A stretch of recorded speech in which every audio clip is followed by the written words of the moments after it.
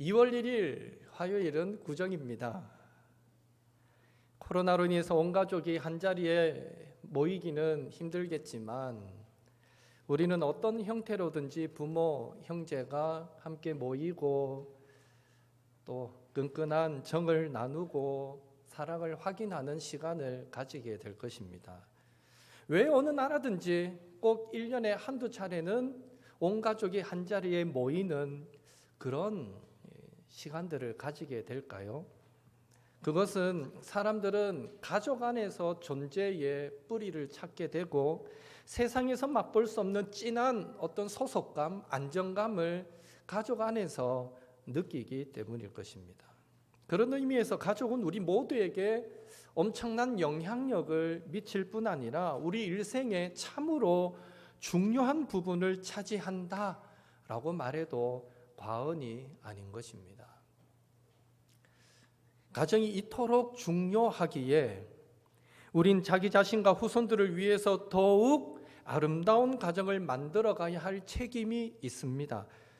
오늘 본문은 우리의 가정이 본받아야 할 한 가정을 소개해 주고 있는데 하나님께서 물로 온 세상을 심판하실 때 유일하게 생존했던 가정입니다. 바로 노아의 가정입니다.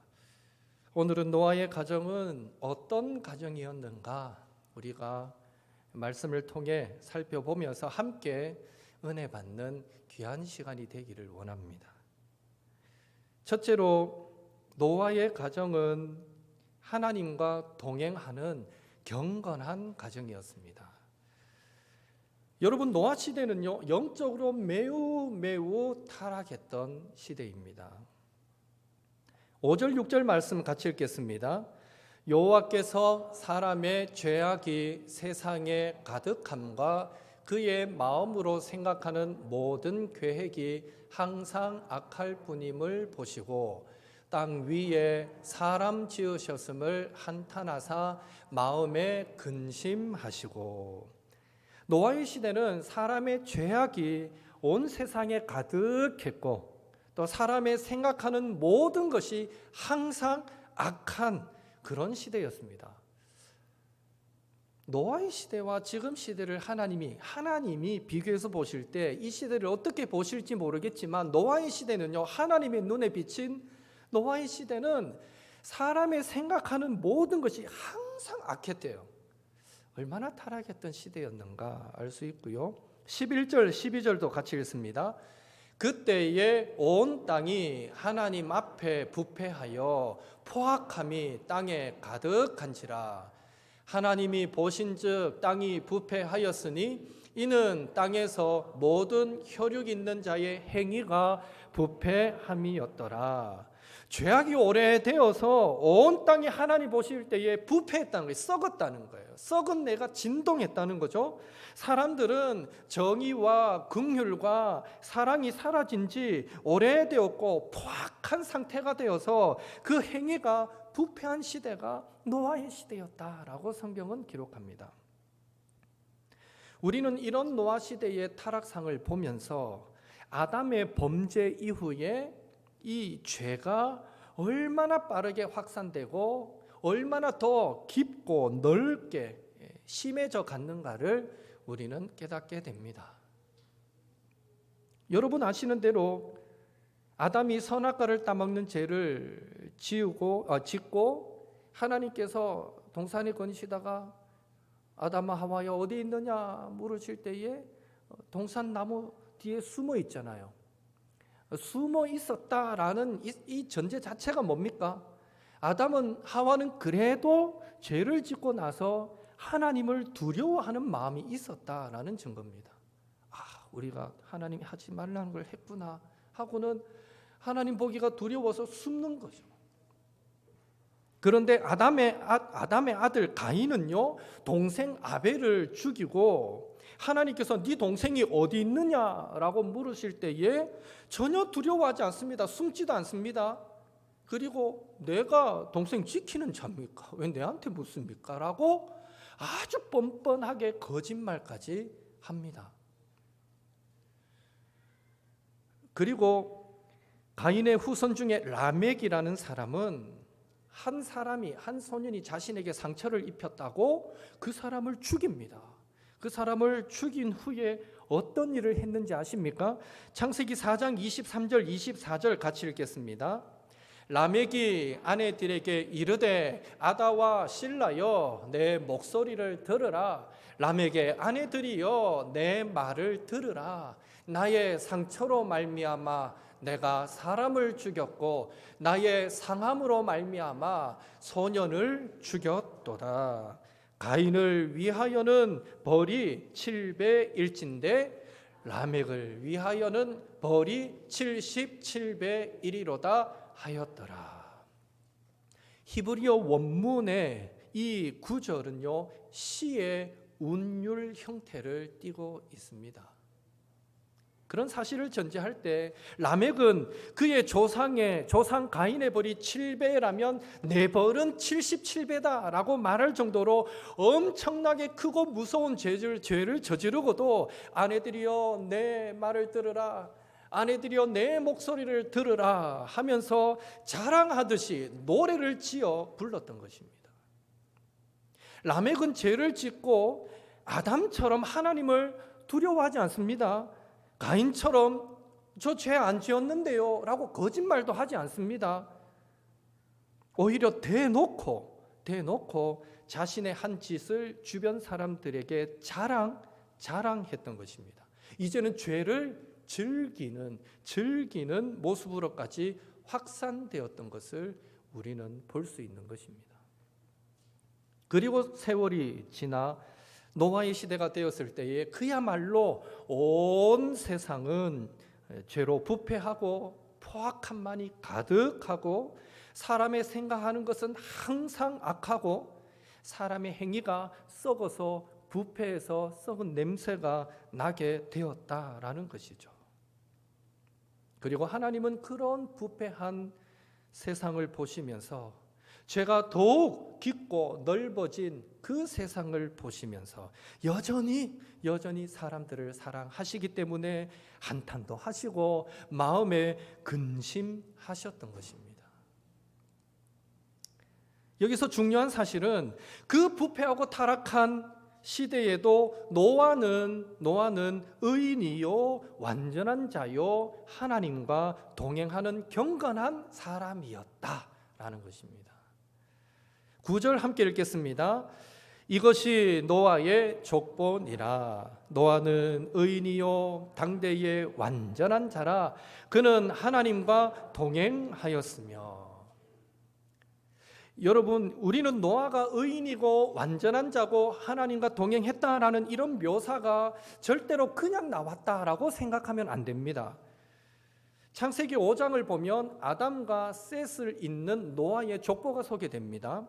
그 족보에서 우리가 눈여겨볼 부분은 이 노아의 증조 할아버지가 에녹이었다라는 것입니다. 에녹. 여러분, 에녹은 어떤 사람입니까? 에녹의 이름의 뜻은 순종하는 자, 따르는 자, 전수자 이런 뜻입니다. 그는 무드셀라를 낳고 300년이나 하나님과 동행하는 삶을 살았던, 즉 하나님과 바른 관계 속에서 하나님의 명령과 하나님의 뜻에 순종하며 살았던 경건한 사람이었고, 그의 후손들에게 그의 그 경건한 삶을 전수하며 살다가 하나님께서 데려가심으로 죽음을 맛보지 않았던 사람이 에녹입니다. 그리고 에녹의 아들이면서 노아의 할아버지는 무드셀라였습니다. 무드셀라의 이름의 뜻은 보낸다라는 뜻도 있고, 그런 의미에서 보내니까 멀리 던진다라는 의미에서 창 던지는 자 이런 의미도 있습니다. 일부 신학자들은 에녹이 무드셀라를 낳은 후부터, 성경에 그래 되어 있거든요. 무드셀라를 낳은 후부터 300년 동안 하나님과 동행하는 이런 변화가 생긴 것을 통해서 에녹은 분명 무드셀라를 낳을 때에 하나님께서 주시는 어떤 심판의 계시를 받았을 것이다 라고 전제합니다. 그리고 그 계시에 근거해서 하나님이 보내신다라는 의미의 무드셀라라는 이름을 지었고요. 그리고 무드셀라가 죽는 그 해에 홍수가 시작된 것을 전제할 때 결과적으로 무드셀라, 하나님이 보내신다, 이 이름의 최종적인 의미는 그가 죽을 때에 그것을 보내리라, 그가 죽을 때에 홍수를 보내리라, 이렇게 그의 이름을 해석하는 것입니다. 결국 무드셀라는 부패하고 타락한 시대를 살면서 하나님의 심판의 날이 도래하기까지 아버지 에녹으로부터 배웠던 하나님과 동행하는 그 경건한 삶이 무엇인지를 배워서 그렇게 살고, 또 그것을 그의 후손들에게 교훈하면서 믿음의 가정을 지켰던 경건한 사람, 그가 무드셀라였습니다. 그리고 에녹의 손자요 무드셀라의 아들이요 노아의 아버지는 라멕이었습니다. 라멕의 이름의 뜻은 강한 자입니다. 강한 자. 여기 라멕은 그 가인의 후손 중에 아까 사람 죽여놓고 노래 불렀던 그 라멕하고 다른 라멕입니다. 이름의 뜻은 동일합니다. 강한 자. 그러나 여기의 라멕은 셋의 후손에서 나온 라멕입니다. 이 라멕의 이름의 뜻은 강하다, 강한 자입니다. 라멕은 아버지 무드셀라보다 안타깝게도 5년 일찍 죽습니다. 다시 말해서 홍수가 나기 5년 전에 아버지보다 먼저 라멕은 죽습니다. 라멕은 어떤 사람이었습니까? 창세기 5장 29절 함께 읽겠습니다. 이름을 노아라 하여 이르되 여호와께서 땅을 저주하심으로 수고롭게 일하는 우리를 이 아들이 안위하리라 하였더라. 라멕이 살던 시대도 믿음의 사람들이 살기에는 마치 땅이 저주받은 것처럼 그렇게 힘들었고 고생과 수고가 가득한 시대였다라는 것입니다. 그런 때에 강한 자인 라멕이 아들을 낳고 이 아들이 안위하리라, 이 아들이 우리의 위로가 되리라 라고 고백했던 것을 보면 라멕은 그 부패한 시대에 강한 믿음으로 하나님의 위로를 소망하며 살았던 경건한 사람이었다라는 것을 알 수 있는 것입니다. 그리고 마지막으로 의인이요 당대의 완전한 자요 하나님과 동행했던 노아입니다. 노아는 죄악이 가득하고 부패가 만연한 시대를 살면서 그의 증조 할아버지 에녹과 같이 하나님과 동행했고, 그의 할아버지 무드셀라처럼 자녀들에게 하나님과 동행하는 경건의 삶을 가르쳤으며, 그의 아버지 라멕처럼 죄악이 가득한 시대에 죄로 물들지 않고 하나님의 위로를 소망하면서 강한 믿음으로 살았던 사람, 바로 그 사람이 노아였다라는 것입니다. 여러분, 이제 노아의 가정이 보이십니까? 에녹부터 시작해서 무드셀라, 라멕, 노아에 이르기까지 죄악된 세상 가운데서 흔들림 없는 믿음, 반석 같은 믿음으로 하나님과 동행하면서 세상의 그 어떤 것을 즐거움으로 위로로 삼지 않고 하나님의 위로를 기다리며 살았던 경건한 집안이 노아의 집안이었습니다. 바로 그런 경건한 믿음의 집안에 하나님께서 노아와 같은 사람이 나게 하시고, 바로 그런 경건한 믿음의 집안에 하나님께서 구원의 은혜를 베풀어 주셨던 것입니다. 하나님이 그냥 노아의 가정을 구원해 준 게 아니라 이런 배경이 있다라는 것이죠. 오늘 저와 여러분의 가정도 온갖 죄악으로 가득한 이 땅을 살아갈 때에 노아의 가정처럼 흔들림 없는 반석 같은 그런 믿음으로 하나님과 동행하면서 구원과 은혜의 그 위로의 하나님을 늘 소망하며 살아가시는 경건한 믿음의 가정들이 될 수 있기를 예수님의 이름으로 축원합니다.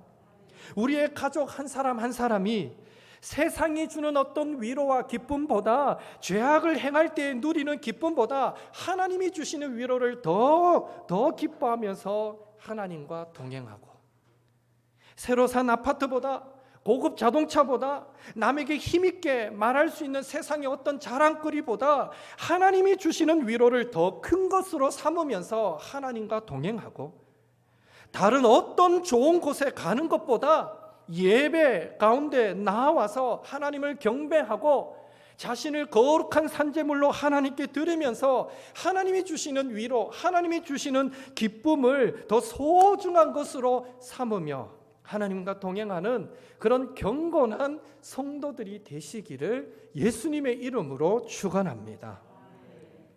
그런 의미에서 서로 한번 인사하겠습니다. 하나님과 동행하는 경건한 가정이 됩시다. 이렇게 한번 인사하겠습니다. 하나님과 동행하는 경건한 가정이 됩시다. 예.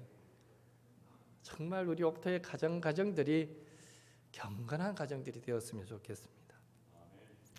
둘째로 노아의 가정은 하나님의 말씀에 순종하는 가정이었습니다. 드디어 하나님은 부패한 세상을 심판하시기로 작정하셨습니다. 그래서 40일 밤낮으로 비를 내려서 땅에서 큰 샘들이 터지고 하늘의 창문이 열려서 비가 쏟아지게 함으로 그 홍수로 지면 위에 생명의 기운이 있는 모든 생물들을 다 쓸어버리기로 작정하시고 노아에게 방주를 만들라 명령하십니다. 방주를 만들라. 여러분, 방주의 크기가 얼마입니까? 대략 크지, 아마 클 거야 라고 알고 계시는데 그 정확한 수치를 계산해 보면 방주의 길이는 300규빗, 넓이는 50규빗, 높이는 30규빗이었습니다. 이 손가락 끝에서 발꿈치까지를 한 규빗으로 계산합니다. 약 45cm 정도로 여깁니다. 그렇게 계산하면 방주의 길이는 약 135m, 그리고 넓이는 22.5m, 높이는 13.5m가 되는 큰 배였다라는 사실을 알 수 있습니다. 이런 거대한 방주를 노아에게 만들라 명령했습니다. 작은 배 하나 만드는 것도 시간이 많이 걸릴 것 같은데 이렇게 큰 배를 노아에게 만들라고 했으니 그 만든 기간 또한 어마어마했을 것입니다. 여러분, 과연 이 방주의 제작 기간은 얼마였을 것 같습니까? 그렇게 큰 방주를 만들려면 하루 이틀에 만들어지지 않았을 것입니다. 성경은 정확하게 몇 년이 걸렸다 이렇게 말씀하고 있지는 않지만 노아가 500세 된 후에 새 아들을 낳았다라고 기록되어 있고 또 그 후에 새 아들을 낳았다라는 기록 후에 방주를 만들라라는 하나님의 음성을 들었습니다. 그리고 노아가 600세 되던 해에 홍수가 시작되었습니다. 이러한 사실을 전제할 때 그 전체 기간은 적게 잡아도 70년에서 80년 정도의 시간은 걸렸을 것이다. 그렇게 추산합니다. 결코 짧은 시간이 아니었습니다. 또 노아는 그 방주를 어디에다가 만들었을까요? 역시 성경은 정확하게 어디다라고 말씀하고 있지는 않습니다. 다만 창세기 7장 17절에서 19절의 말씀에 보면 비가 많이 내려서 이 땅에 물이 많아졌을 때에 이 방주가 떠올랐고 또 성경 표현 보면 산이 덮이기 직전에 그 정도로 물이 많아졌을 때에 방주가 떠다녔다라는 기록을 참고할 때에 그리고 방주의 주 재료였던 고르페 나무, 잣나무 그 큰 배를 만들려면 얼마나 많은 양의 나무가 필요했겠습니까? 노아의 가정이 노아 혼자서 만드는데 그 나무들을 공수해서 만들려면 가장 적절한 장소는 그래도 나무가 많은 곳, 아주 높은 산은 아닐지라도 어느 정도 높은 지대에서 그 배를 만들었을 것이다 라고 우리는 추측합니다. 그래서 일반적으로 쉽게 사람들은 산이다 이렇게 표현하기도 하는데요. 강가가 아닌 지대가 높은 곳에서 작은 배도 아니고 어마어마하게 큰 배를 1, 2년도 아니고 7, 80년이라는 수십 년에 걸쳐서 이 배를 만들고 있으니 동네 사람들이 그런 노아를 보고 뭐라고 말했겠습니까? 저거 미쳤다. 저 제정신이 아니다. 분명 그렇게 말했을 것입니다. 그리고 방주를 만드는 그 긴 기간 동안 노아의 식구들 사이에서도 왜 한 번쯤은 이견이 마찰이 생기지 않았겠습니까? 아버지, 솔직히 이거 미친 짓 아닙니까? 동네 사람들이 우리를 보고 뭐라고 말씀하는지 아세요? 미쳤대요, 아버지. 도대체 언제까지 손가락질 받으며 이 일을 해야 합니까? 정말 세상을 뒤덮을 비가 오기라도 한답니까? 이때까지 비는 한 번도 세상에 내린 적이 없습니다. 노아의 홍수 때 처음으로 비가 땅에 내렸거든요. 그 전까지는 지구가 온전한 상태에서 지면에서 안개라 그래야 되나요? 올라와서 땅을 적셨지 하늘에서 내리는 비는 없었습니다. 한 번도 보지 못한 비가 내린다고 말하면서 배를 만들고 있으니 자식들도 아버지 말을 믿고 싶어도 왜 한 번쯤은 진짜 비가 오기라도 한답니까? 도무지 믿음이 가지 않습니다. 아마 노아와 그의 가족은 큰 방주를 지대가 높은 곳에서 수십 년에 걸쳐 만들면서 안팎으로 엄청난 믿음의 시련과 유혹을 받아야만 했을 것입니다. 그러나 중요한 사실은요, 노아의 가정은 방주를 만들라, 그것이 하나님의 말씀이고 하나님의 명령이었기 때문에 수없이 많은 시련과 유혹과 의심 속에서도 믿음으로 하나님의 말씀을 붙잡고 끝끝내 온전하게 순종했다는 것입니다. 22절 말씀 같이 읽겠습니다. 노아가 그와 같이 하여 하나님이 자기에게 명하신 대로 다 준행하였더라. 아멘. 노아의 온전한 순종은 그것뿐만이 아닙니다. 창세기 7장 9절에서 10절에 보면 드디어 방주 공사가 끝이 났습니다. 그리고 노아의 가족과 함께 땅과 하늘에 있는 살아있는 숨쉬는 모든 생물들 암수 한 쌍씩 해서 다 방주 안으로 들어갔습니다. 그리고 문이 닫혔습니다. 그러면 짜잔 하고 비가 내리면 얼마나 좋습니까? 근데 성경에 보니까 문이 닫히고도 7일 동안 비가 내리지 않습니다.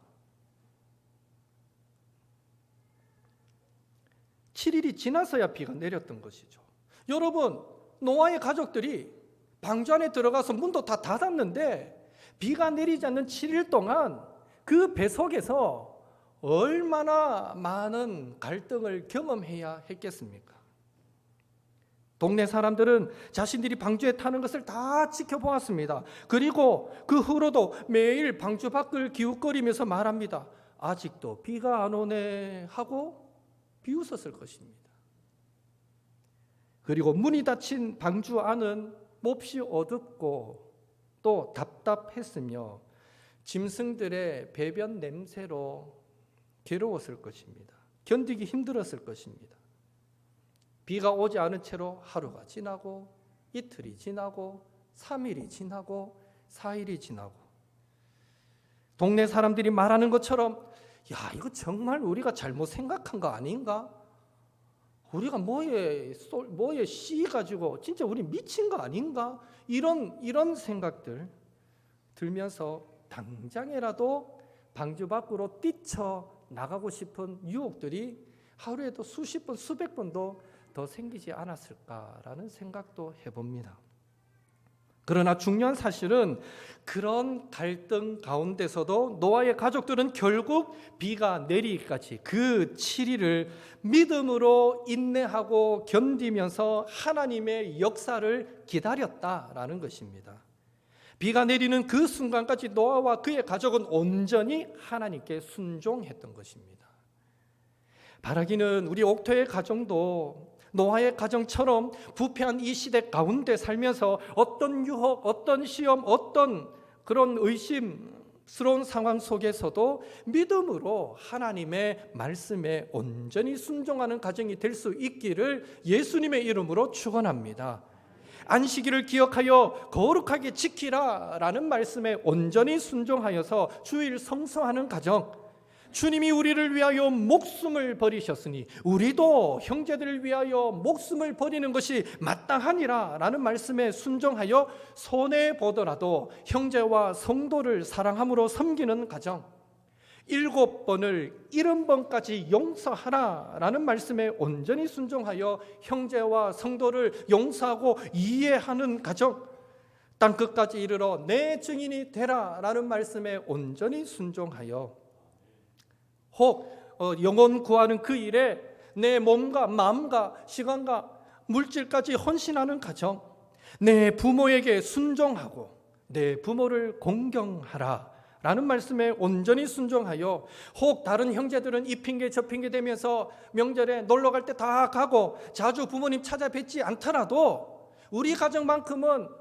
자녀들 손 붙잡고 부모님 자주 찾아뵙고 효도하는 그런 가정, 너희 자녀를 노엽게 하지 말고 주의 교훈과 훈계로 양육하라 라는 말씀에 온전히 순종하여 우리의 자녀들을 말씀으로 양육하기 위해 먼저 부모가 말씀 앞으로 나아가고 그리고 인격적으로 자녀를 훈련하는 훈계하는 가정, 두렵고 떨며 성실한 마음으로 상전에게 순종하기를 그리스도께 하듯 하라라는 말씀에 온전히 순종하여 사회생활 속에서도 매사에 예수님께 하듯 최선을 다하며 선한 열매 맺는 가정, 바로 그런 가정이 저와 여러분의 가정이 될 수 있기를 예수님의 이름으로 축원합니다.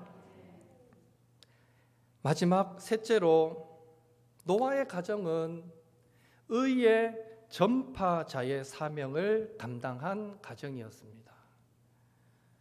하나님의 홍수 심판에서 살아남은 사람, 생명의 구원을 받은 사람은 방주에 들어간 8 식구밖에 없었습니다.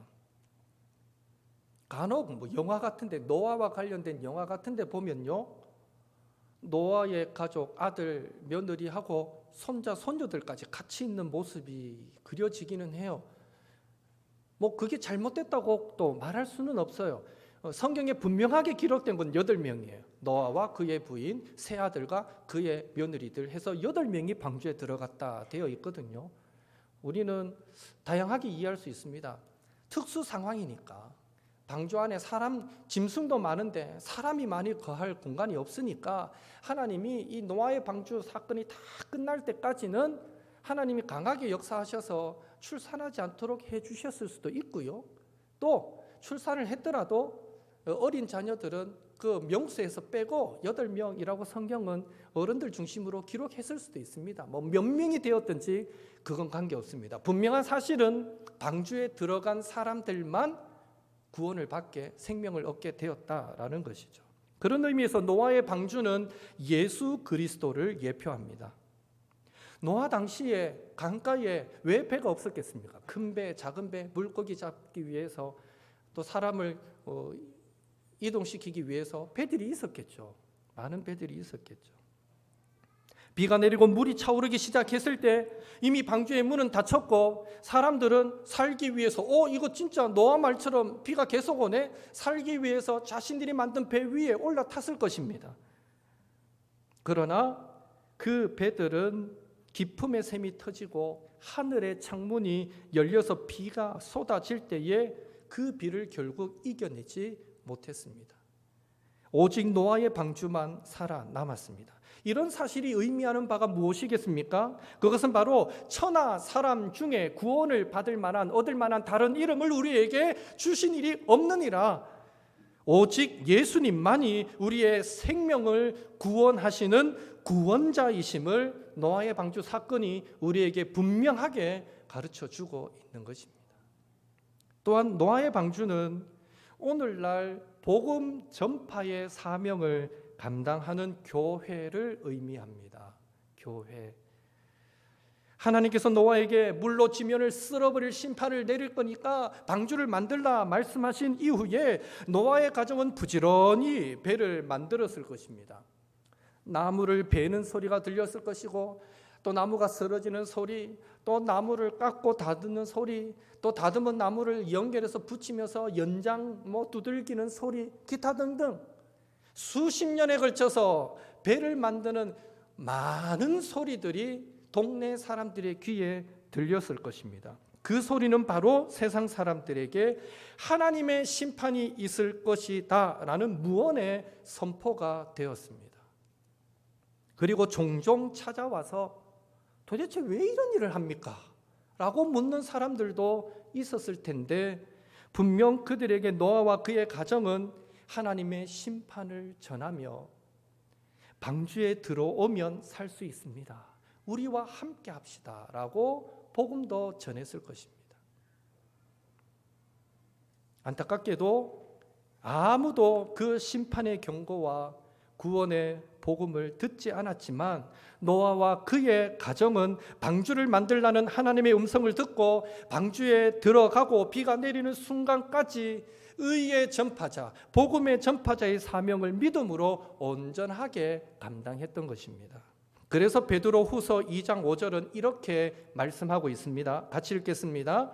옛 세상을 용서하지 아니하시고 오직 의를 전파하는 노아와 그 7 식구를 보존하시고 경건하지 아니한 자들의 세상에 홍수를 내리셨으며 오직 의를 전파하는 노아와 그의 가정, 의의 전파자가 되었습니다. 그런 의미에서 우리의 가정과 우리의 교회가 하나님을 믿는 것과 아는 것이 하나 되고 우리의 믿음과 행함이 하나 되고 초대교회처럼 한 몸, 한 가정을 이루어서 나보다 남을 낮게 여기고 자기보다 자기를 돌아볼 뿐더러 또 다른 사람들의 일도 돌아보는 그런 사랑의 공동체를 이루어서 외롭고 지친 심령들이 누구라고도 찾아오고 싶은 이 시대에 구원의 방주의 사명을 감당하는, 아름답게 감당하는 저와 여러분의 가족, 우리 옥토교회가 될 수 있기를 예수님의 이름으로 축원합니다. 더불어 이번 구정 명절에 혹 예수 믿지 않는 부모님, 예수 믿지 않는 자녀들, 예수 믿지 않는 형제와 친구들을 만나게 되신다면 우리가 그들에게 줄 수 있는 최고의 선물인 예수님, 그 예수님을 우리의 섬기는 삶으로 또 위로하고 격려하는 우리의 입술로 전하는 의의 전파자가 되셔서 이번 명절도 우리를 통해 더 많은 사람들이 주님께로 한 걸음 더 다가오게 되는 복된 명절이 되기를 한 번 더 예수님의 이름으로 축원합니다. 함께 기도하겠습니다.